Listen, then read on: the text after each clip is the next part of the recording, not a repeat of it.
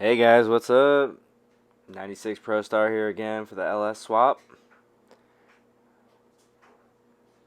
Now, when I got into this project, I didn't really want to focus too much on, redoing the whole boat, but I can't in my right mind put a shiny new motor setup in this boat and highlight an LS swap without the boat looking good too. So here we go. Got the boat to my shop, pulling out the motor, kind of going through shifter cables and motor mounts and, everything that is good and what isn't good. Uh, Trying to pull everything apart and kind of decide um, if the inside and the outside is going to need fiberglass repairs, if the running gear is good, if, the steering's working, if electrical's intact, or it's going to be able to be reusable for the gauges and stuff. But I did get to my shop. I do have a large gantry. I do LS motors quite a bit.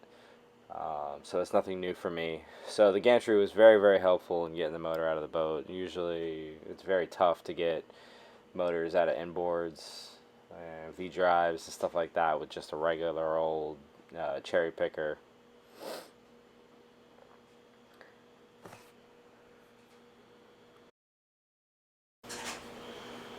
I did have to lift this motor extremely high to get it out of the boat.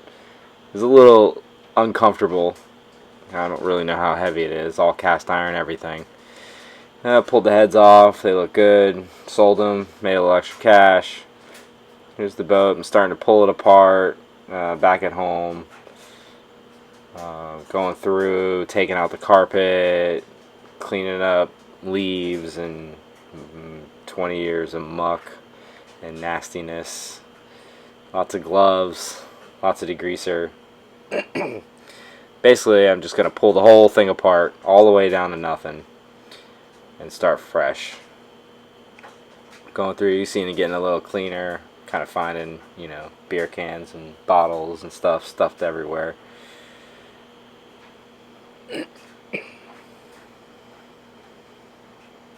Looking good, looking good. Gonna kind of go through. Here's the motor mounts. Really bad shape. We'll go over those more when we get into the engine setup, but those are going to have to be reused. The motor mounts are just really critical for engine alignment, and we'll talk more about it, like I said.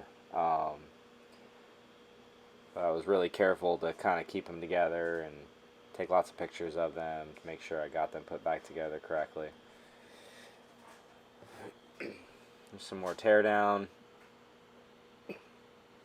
Lots of carpet glue. It's kind of annoying. But the gel coat was in excellent condition. Everything looks pretty good. So here I'm starting to sand down, just smooth everything out and get ready for some fresh gel coat. You can already see the sides and the front kind of done.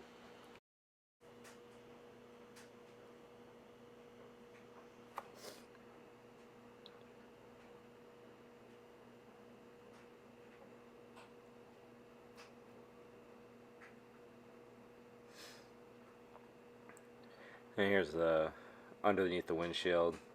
Wanted to kind of show a comparison of how it looks after it's buffed out. And then here's the fresh gel coat.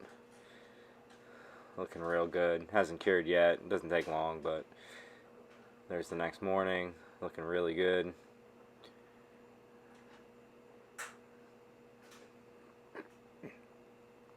It's full of water. And here's some shaft alignment issues that I had. So I ended up taking off all the running gear, bringing it to my local shop, everything to get straightened, and anything that was wrong with it.